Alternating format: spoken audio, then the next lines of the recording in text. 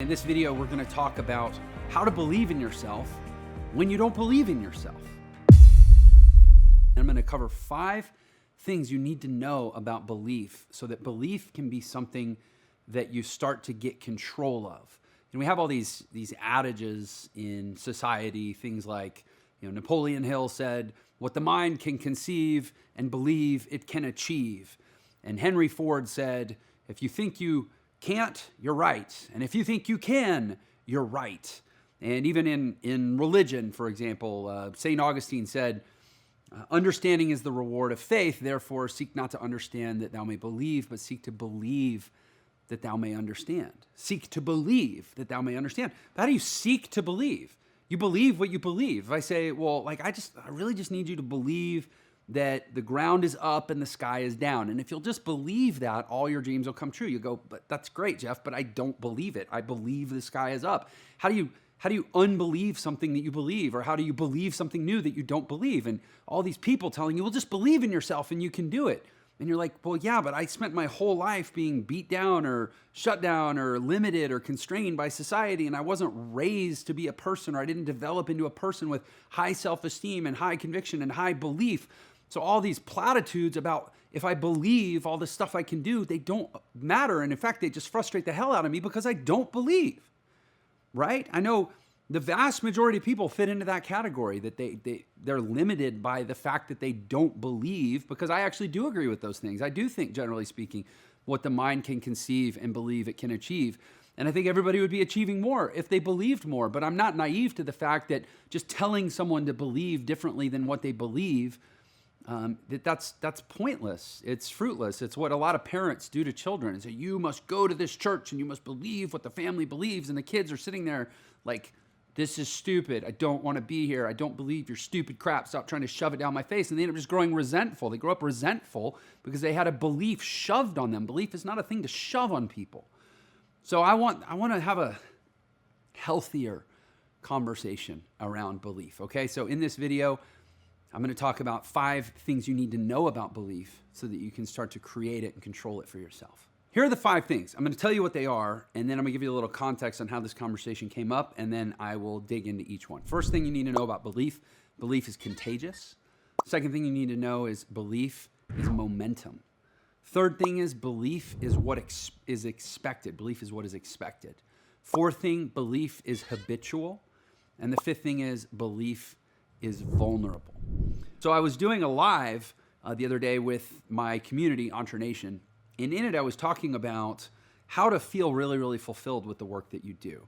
And there were 2 kind of core concepts that we were pinned to in really talking about fulfillment. The first is the idea that progress is happiness. If you're making forward progress, you're going to feel fulfilled. You're going to feel happy.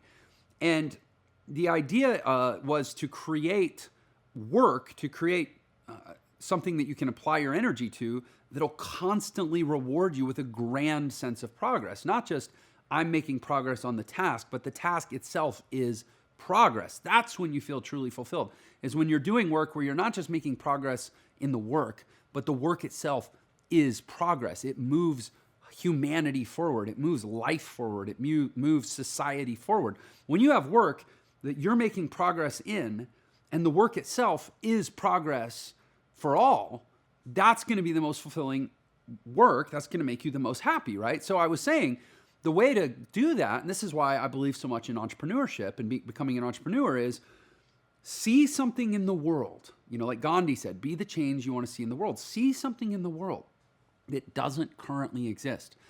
Find a solution to a problem that doesn't currently exist and work towards that solution. Let's talk about how to believe if you don't believe. And the thing you have to understand about this is your beliefs they live in your subconscious, right?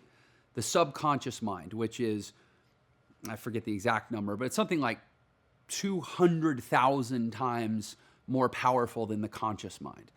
And so the hard thing, and this is where the exercise of trying to force belief breaks down, is as soon as you try to put attention on something and say, okay, I need to believe this thing, well, you've now moved it from the subconscious to the conscious mind. You're paying attention to it, right? So therefore it's conscious.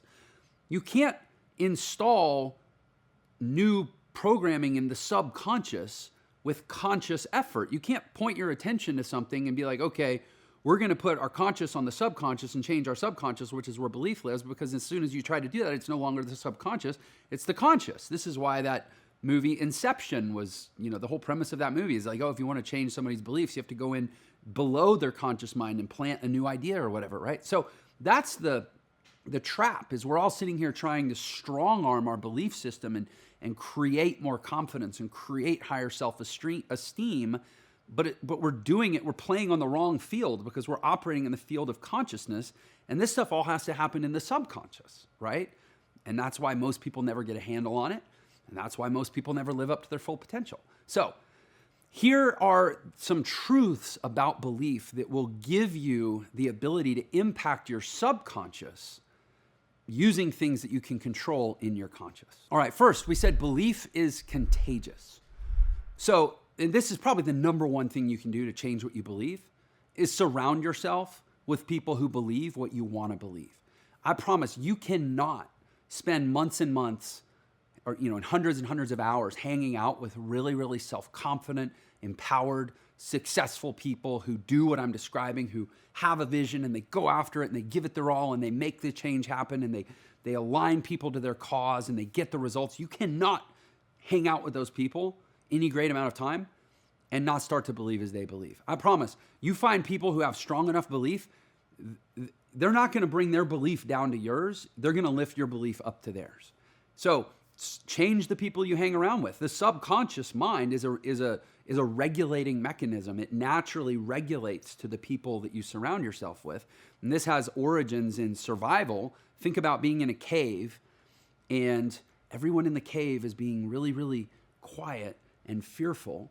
And you want to just like freak out and have a party. You're a little kid, woo, ba, ba, ba. Only there's a tiger outside the cave. That's why they're all being scared and fearful, right? And you're going to get the whole tribe eaten because you want to have a party in the cave. Well, our subconscious is smart enough to go, okay, if everybody around me is kind of timid and scared, I should probably bring my energy down so I don't get eaten by the tiger. Okay? That's how we originated this regulatory aspect of our subconscious, which means if you're around people in the inverse who are up here, who have high belief, high go-getter attitudes, and you hang out with them long enough, your belief is going to regulate up to them. They're going to go kill the tiger and you're going to be, in the party that does it, right? So belief is contagious. Change who you're around. The second thing is belief is momentum. We're all familiar with the law of inertia, the principle of inertia in physics. Basically, an object in rest will tend to stay at rest. An object in motion will tend to stay in motion.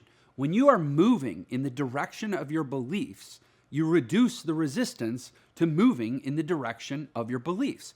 So it's kind of like they say, even if you're not feeling brave, just act brave, right? At the end of the day, we are simply how we act. We are what we do, right?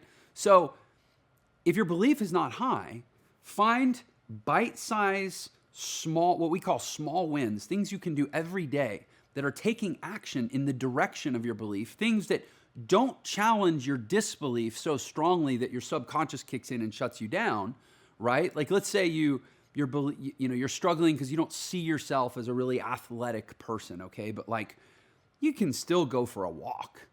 So go for a walk, right? Go for a walk, and then maybe after going for a walk every day for 10 days, pick it up a little bit and go for one of those race walks, right? And then maybe pick it up a little bit and do a light jog for 50 yards or something, right? And so you're constantly increasing the size of these achieved actions that are ultimately leading in the direction of belief. So you create that momentum, but you're not challenging it so fast that your disbelief is going to snap back and shut you down, right? So small, incrementally increasing wins, because belief is momentum. And the next thing, belief is what is expected. Over time, we become what we expect of ourselves, but we also create what we expect of ourselves based on what we declare repeatedly to the rest of the world. Who we show up as repeatedly and declare ourselves to be eventually becomes what we expect of ourselves. So you can actually create a belief in who you are by simply telling enough people enough times who you are and what you believe. And I've experienced this in my life. When I told, not a huge number of people, but enough people what I was going to do in the business that I'm currently building.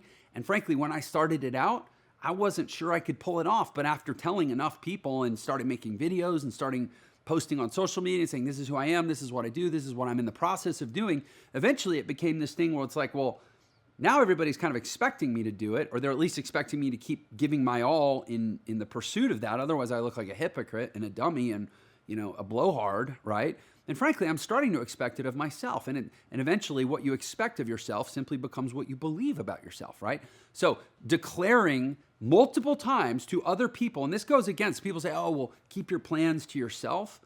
That's fine if you believe you can pull them off. But if you keep plans to yourself and you don't actually believe you can pull them off, all you have is something that's going to give you regret on your deathbed because you never even tried.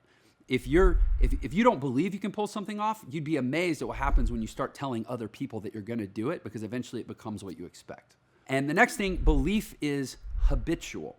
And the key here is to understand that subconscious mind that we talked about, it doesn't have a language processing center. So the subconscious mind operates in a part of the brain, the limbic brain or the cerebrum, which is below and behind the prefrontal cortex. And it's not where our language processing happens. Language all happens up at the frontal brain, the frontal cortex, right? Or the frontal lobe of the brain. So in the cerebrum where the subconscious lives and the limbic system lives, there's no words. So this idea of like, I'm going to affirm for myself, I'm going to tell myself every day, I'm rich, I'm successful, all the girls want to date me and have my babies. And like all these words, if you don't believe them, you're not going to believe them by telling yourself them over and over and over. Ultimately, we don't believe what we tell ourselves. We believe what we show ourselves. So it's about your habits, right? Aristotle's purported to have said, we are what we repeatedly do. Excellence then is not an act, but a habit. Belief is habitual. So if you're simply doing, and this is different from, the small wins. Small wins is about one achievable thing that you complete that compounds onto another achievable thing that you complete, and they compound and they build in the direction of your belief. This is about your habits. Your habits means a lot more than just what you do. It's what you think about. It's what you talk about. It's where you focus. It's how you spend your time. It's also the things you complete. But in other words, if you start changing the habit set in your life, first of all, you eliminate habits that are not productive or not congruent, and then you build a life that's a habit set of just all these different things that are various facets of what it is that you're wanting to believe about yourself. Eventually, your habits create what you believe about yourself, right? So let's say you believe, or you want to believe that you can be a successful entrepreneur, you can make lots of money, you can feed your family, you can work for yourself, and you cannot have to clock in for a job. Okay, so maybe from 9 to 5, you have to clock into a job, and that's your life, and that's where you're at right now. But what about before 9 o'clock? What about after 5 o'clock? Are all the little habits that you've stacked into your life, are they the habits of a person that's living the life that you're ultimately wanting to believe you can live, right? So, first of all, I talked about belief is contagious. Change who you surround yourself with, and then look at what are their habits, and then as many hours of the day as you can take their habits and plug them in to be your habits, do that, and now your habit set is creating the belief that ultimately you can do and you can become the person that would have those habits, right? It's kind of like a chicken and an egg thing. And then the fifth thing is to realize belief is vulnerable. The others were proactive. They were offensive. They were going on offense to create things in your life and to do things in your life that can help create belief. This is about how you protect belief. This is defensive. This is how you keep belief from eroding. Belief is highly, highly vulnerable. And this is where you have to develop the powerful skill of saying no. Start saying no to anything in your life that is incongruent with the belief that you're trying to develop. And very often, this kind of goes with the idea that belief is contagious. If you have a disbelief or you're lacking a belief, there's a gap in your belief that you want, typically it's because there's pieces in your environment, people often in your environment, that are reinforcing that lack of belief or that disbelief. You need to start eliminating those and realize you don't have to believe anything different just to get rid of other people who believe in something different or don't believe in something different, as the case may be. You can start firing people out of your life right now. It doesn't mean any belief has changed, but you'll be amazed when you start getting rid of the destructive and detrimental influences to your belief. And you only have things in your life that are congruent with what you are trying to develop, the belief you're trying to develop, behaviors that are congruent, relationships that are congruent, environment that's congruent, and you start building a fortress around yourself that says, inside of this fortress, there's no room for anything that contradicts the belief that I'm trying to develop. You'll be amazed at how that'll protect the work that you're doing.